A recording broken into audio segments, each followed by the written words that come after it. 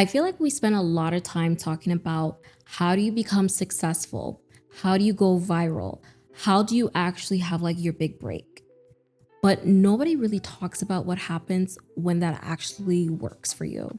And you would think that once you finally made it, once the money starts coming in, once the brand partnership starts rolling, you would think that all the hard part is already done. But sometimes getting everything you want overnight that quickly is where the actual problem begins. And I think that's why a lot of people are looking at Jules Lebron right now and going like, girl, you had all the fame, you had all the money, you had everything going for you. Why are you asking us for money right now? Like, what actually happened? But I think there's something more that we're missing here, because what if getting your big break is more dangerous than never getting one at all? And I think Jules Lebron's story teaches us something much more bigger than success, because what if the real question isn't when your big break would come? What if it's really, am I actually prepared for when it does show up? Welcome to Shh and Listen, where culture meets personal development. My teeth are falling out of my head and I need your help. Listen, I'm very uncomfortable making this video because this is a video I thought I'd never have to make. About maybe like 4 or 5 months ago, I had a deal with a dentist and he was going to completely take out all my teeth and give me a brand new set of teeth, because through addiction, my teeth are severely destroyed. And the deal ended up falling through.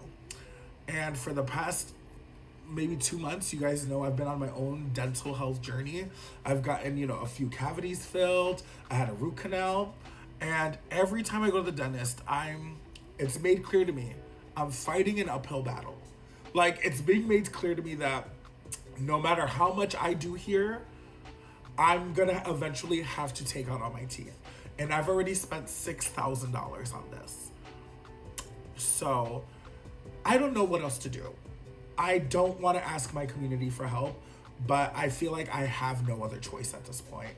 I would love to go get a regular job. Girl, don't get me wrong, but even then, I don't think that that's going to help my situation. Not in a dismissive kind of way, like I'm streaming every day and it's becoming very successful. I've gained a good amount of followers over just a matter of weeks. But I know that it's gonna be a few months until that's stable.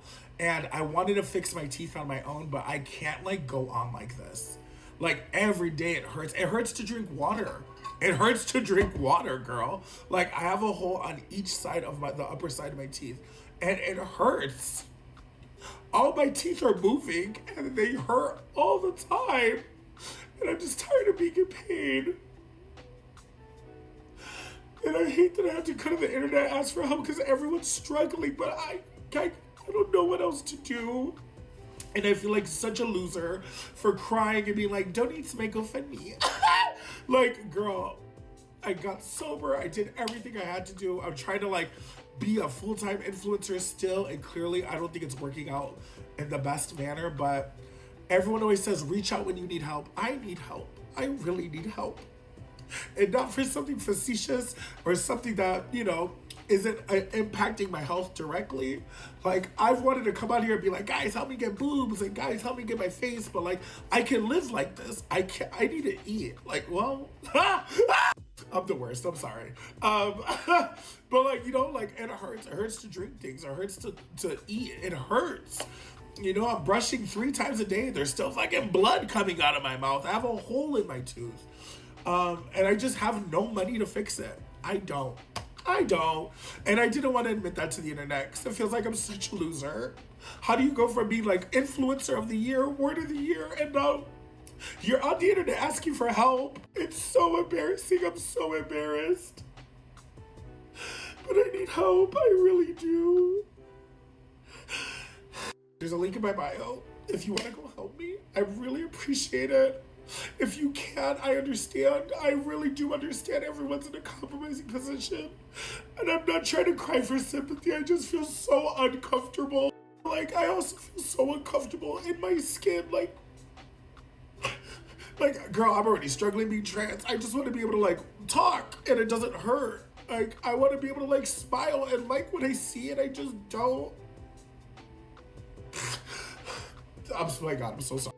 I know people come out here, they're, everyone can make a GoFundMe for whatever reason they have. I've donated tens of thousands of dollars when I could to people's GoFundMes, but I just can't. I don't have it right now. I don't have anything, and I just need help. I know that if I continue to be consistent, streaming will be good. I'm already getting brain deals back again, but right now, in the next month or two, I need to do something about this because I'm going through it. Now, I remember when Jules Lebron, when she went viral back in August of 2024, the summer, for her very demure, very mindful moment. You see how I do my makeup for work? Very demure, very mindful. And there was a lot, she was a very polarizing figure. Like, there were some people that were very happy and proud of her. And then obviously there was going to be some people that had their, hate speech and, words to say.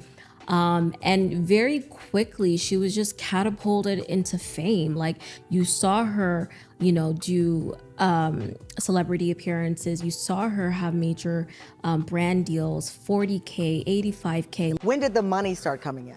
That started coming out, I want to say like 2 weeks after. And I knew it was different because now it wasn't, oh, we'll give you $2,000 for a video. It was $45,000 for a video, $85,000 for a video.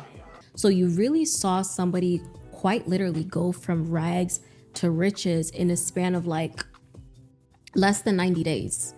It was just a quick overnight moment. Not that the work she was doing before was like, it took time before she got there, but like her success to fame just happened overnight. And then very quickly, she then admitted that like, she upgraded her life. She bought the cars, she bought, I think, a whole apartment building complex she purchased. She started funding money for her transition. Like, she started doing all these things to upgrade her life, which is something you naturally do when money starts coming in. And then fast forward, like 2 years later, August of 2026, now you're seeing a totally different story of Jules.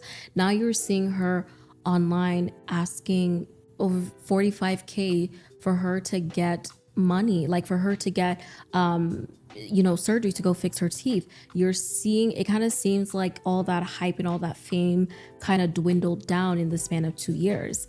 And when I watched that video, first of all, like I empathize with her because I don't know if you guys have ever had like teeth pain, whether it be, a really bad cavity where you needed like a root canal, or even like teeth whitening. Like when you whiten your teeth like aggressively, it gets really sensitive and irritated. Like I remember one time when I did it, I was so annoyed.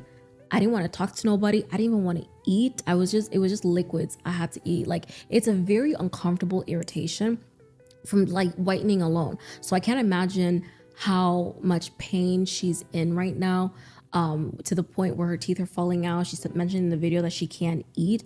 Like, it's actually really sad thinking about it. And at the same time, I was also wondering like why she didn't, invest to fix her teeth when the brand deals started coming in. I think that's one of the first things I would have done personally if I was her. And another thing you realize is that through this whole journey that you're seeing 2 years later with Jules, you're now seeing how ill-prepared she was. Like, you can tell whatever she was going through before, the money and the fame really amplified it more. It almost reminds me of somebody that was, let's say, working at McDonald's, for example, and won the lottery overnight. Like, you ever hear stories of people winning the lottery and they kind of like buy and purchase the weirdest things and they pretty much blow it all, and then the next thing you know, they're homeless overnight. And that's what this story kind of reminds me of, that like people that were ordinary, like regular people, now thrusted in the fame, in the spotlight with all this money coming in, and it shows how unprepared they are for that change in lifestyle. And one thing to really highlight here is just generally the lack of financial literacy with a lot of people. Like, I was reading an article once and they were saying that in US alone, around 2/3 of the adult population lack financial literacy.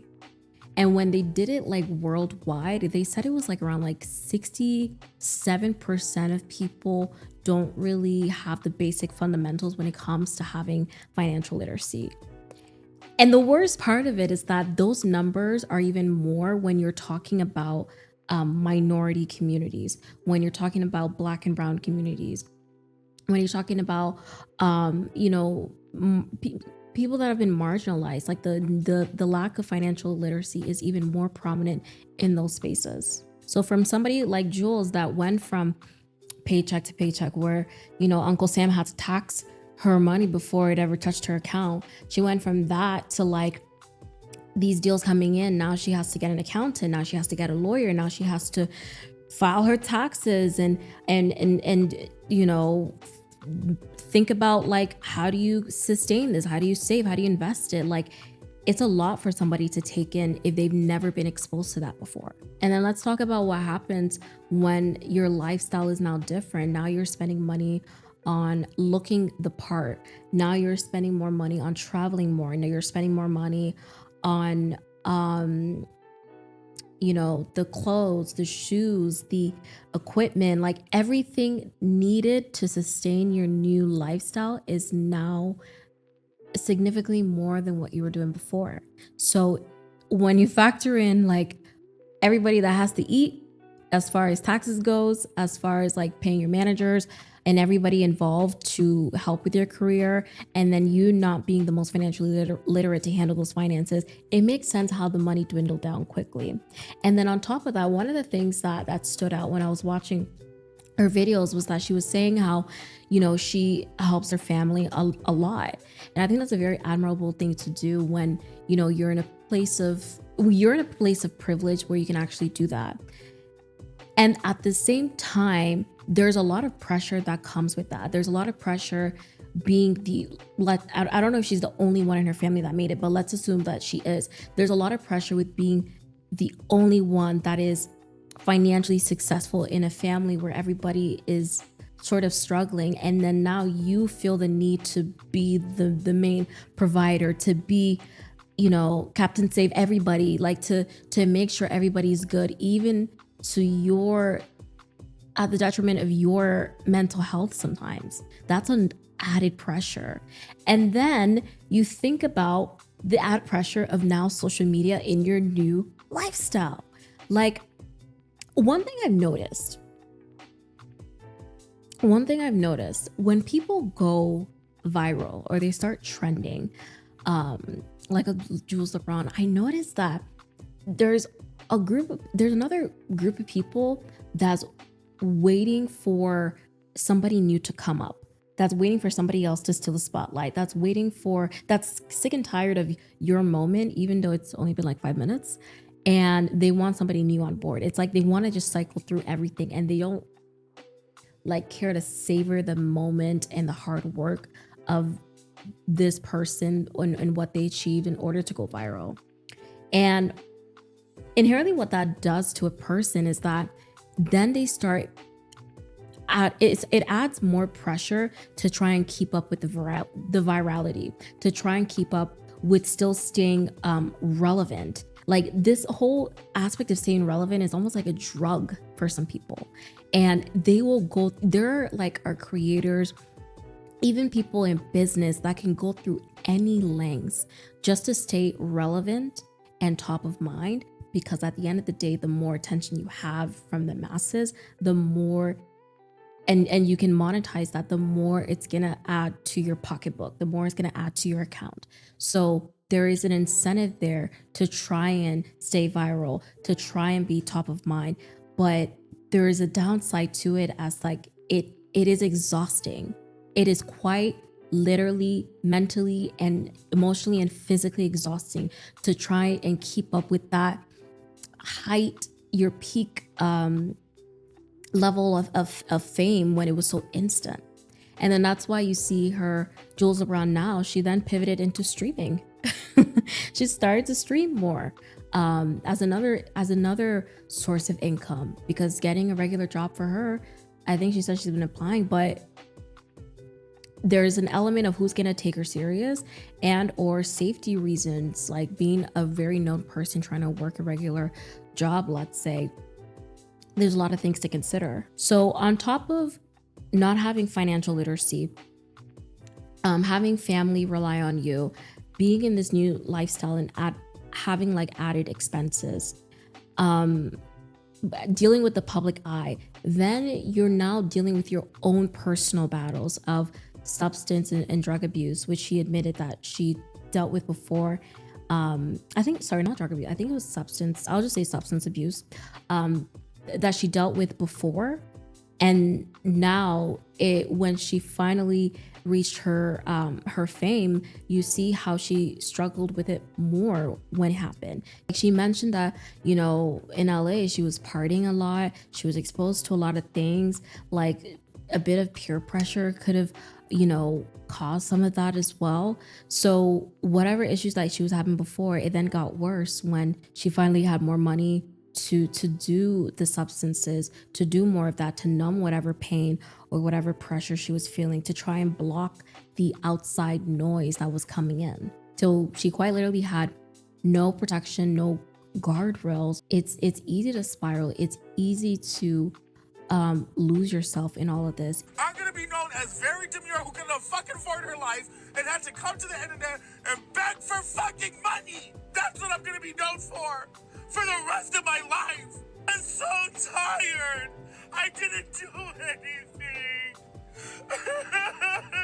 I think reflecting on this, the main lesson and the key takeaway is really whatever you're trying to pursue, whether it be you're trying to be a content creator, whether it be you're trying to pursue a business, whether, you know, you're trying to learn a new hobby or skill.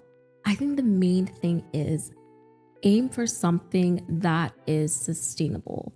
Aim for growth that you can easily sustain, because a lot of people, I think we've been programmed to want things like microwavable success, everything in an instant, because of how social media is delivered to us in such a fast rate. You go on TikTok, you can easily swipe. Like things are so fast paced that when we think about what we desire and what we want, it's like we also want it to be just as fast paced as what we're consuming every day. And sometimes, actually a lot of the times, when you're in a period of waiting and you're in a period of your in-between blessings, let's say, that is really a calibration period. Like that is a period to really hone in on that craft, honing on that skill, hone in on developing your character. Like you almost have to think about, do you even have like the character you need to get you to where you want? Do you have the financial habits? Do you have the emotional regulation? Do you have the emotional intelligence? Do you have the stability, the identity of what it is required to get to that level you're looking for? And that calibration period, when you're in between blessings, helps you to iron that out. It helps you to refine it. It shapes you so that you don't fuck up your blessing when you actually get it. Point blank period. Like it is okay if it takes a couple months for something, and it's okay if it takes a couple years for something that you're praying for to happen. At the end of the day, that is a part of your journey. That's a part of your story, and it's shaping you in some way. And the more we can embrace calibration and make calibration feel, sound, and be sexy, and really program our minds to just be accepting of the calibration period, the easier and the more meaningful it would be, that period is going to be as you're waiting. And you know, for the case of Jules, like the internet gave Jules a lifestyle that she didn't have before, but that same level of virality also created like an identity, a lifestyle, and a sense of relevance that became really hard for her to sustain. And let's be real, it could be hard for any regular creator to sustain that. So really take like an inventory now, like as you're in between blessings, take an inventory about, hey, this is where I'm at right now. This is where I'm trying to go. What do I need? What do I need to do? Or who do I need to become? Or what actions do I need to take? What mindset do I need to have? How do I need to mentally approach this waiting period and prepare myself so I know how to actually sustain what I'm eventually gonna receive. Like playing the long game and having things sustainable is important. Like for many, I've worked in like B2B for many years. And for those who don't know what B2B is, it's pretty much business to business. Like I work in sales, and I can't tell you how many times, like firsthand, I've seen companies that, you know, that had really ambitious goals.